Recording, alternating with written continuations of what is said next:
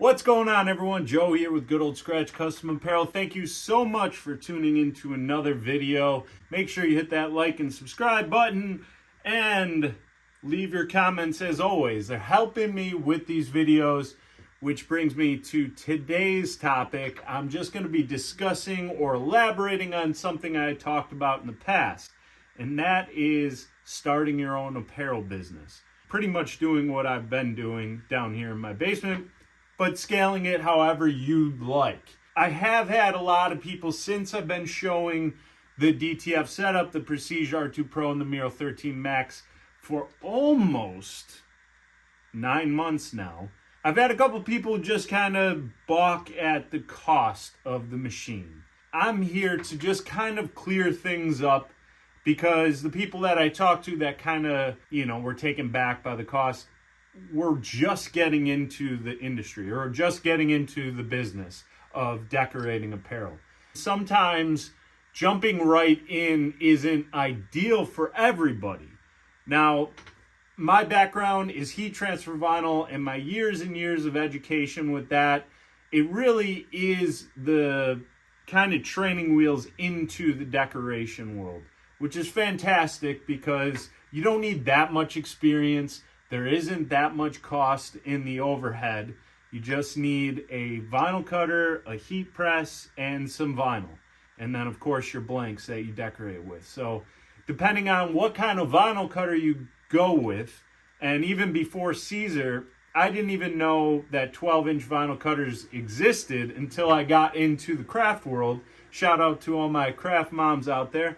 That were using either a Silhouette or a Cricut. I didn't know what that was before 2014. So I had to learn about that, and that, of course, lowered the cost exponentially. I'm used to 27-inch cutters or larger, and that was what I was using before then. I obviously use one down in my basement. That's going to be a little bit of a higher cost, but you can, of course, do more things with the machine.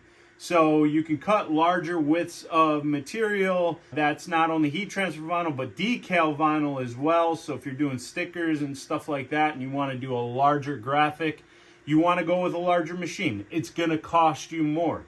Heat presses. Heat presses come in a wide variety of sizes. Also, when I learned at Caesar, you could apply the heat transfer vinyl with a home iron.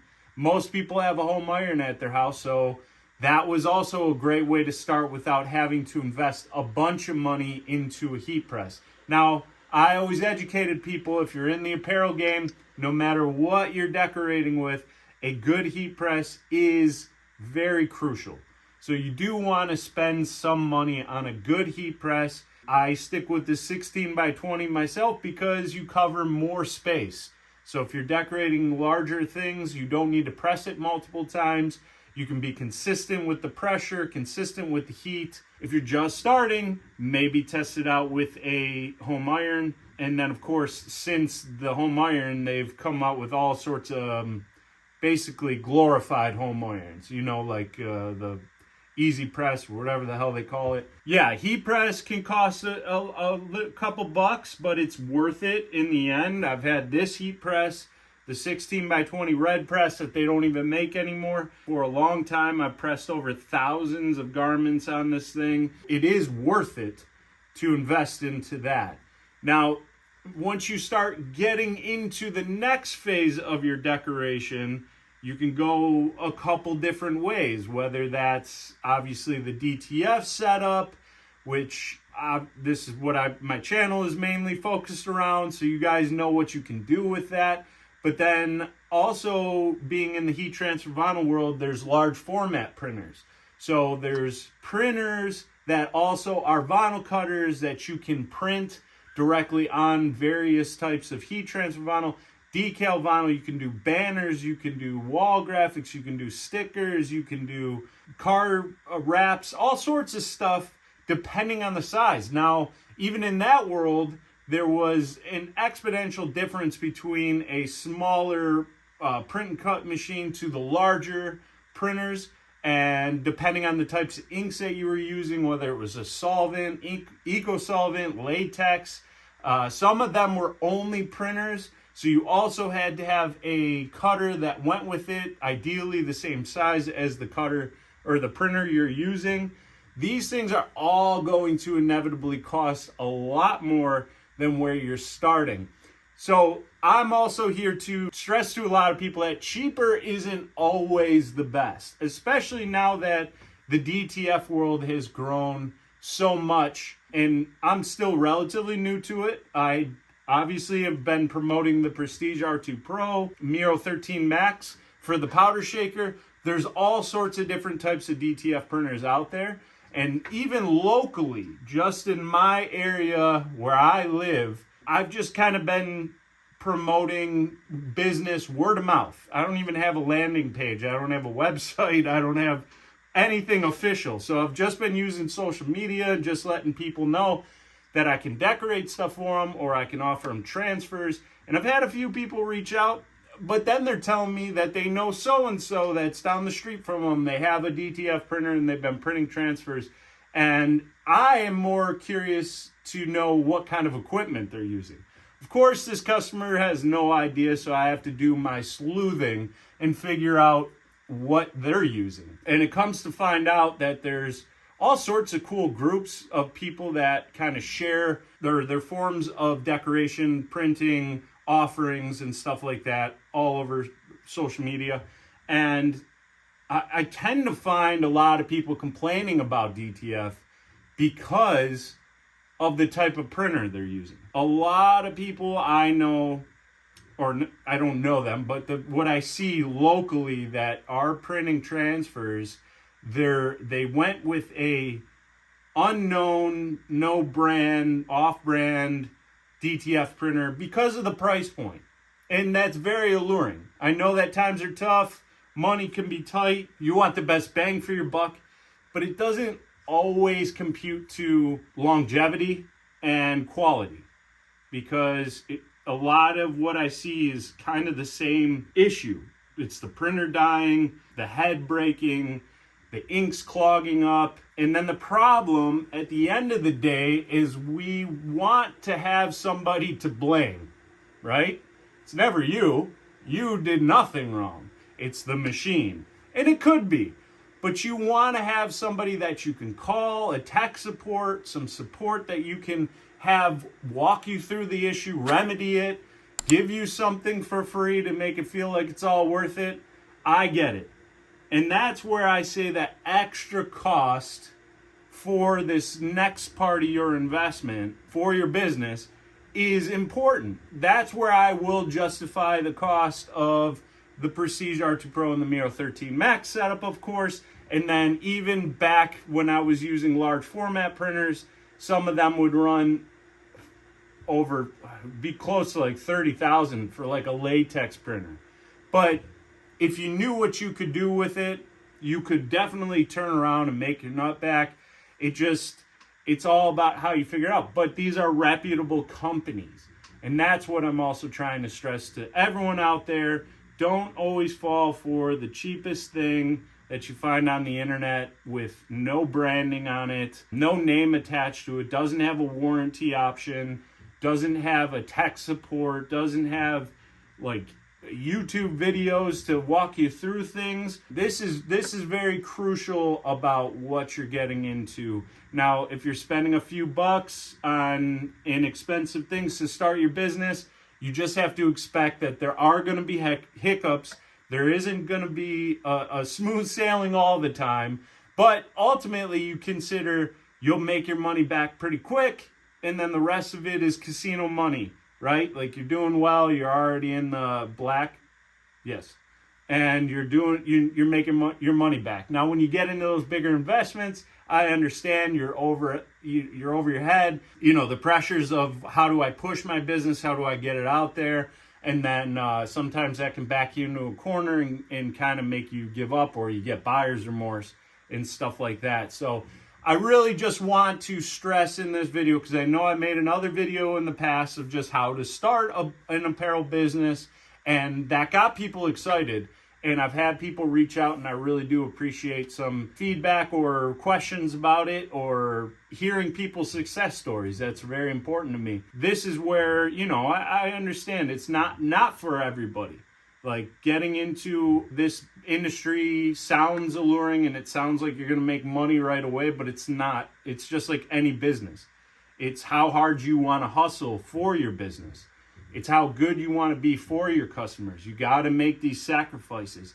And if you don't have solid equipment to be able to accommodate that, because like I said, these last few orders I've had were all rush orders. So if you can't just quickly drop things and work into the night and get this done, it might not be for you. But when you do that kind of stuff, it's long lasting for a customer. They don't forget it. They might still shop around for the best deal. Sure, that's on them, but they're going to still come back, and they're going to appreciate the business and the hustle that you had, and obviously your customer service on your side, and then at the end of the day, the quality of the product. So that's extremely important to consider when you are upgrading or getting into the apparel decoration business for yourself. I don't want anyone to get over their head with costs of equipment and they don't know what they're really doing. I'm here to just facilitate and hopefully help you. But of course, it's the manufacturers that you're buying these products from. So that's my advice, is make sure when you're shopping around, whether you're skimming the internet or you're going to trade shows, or somebody might be selling one secondhand. These are questions you can ask them as well. Is, do you still have a warranty on it? Who'd you buy this from? Who's the manufacturer? And hopefully you can still contact them if and when you run into issues with the machines, because they are all machines at the end of the day.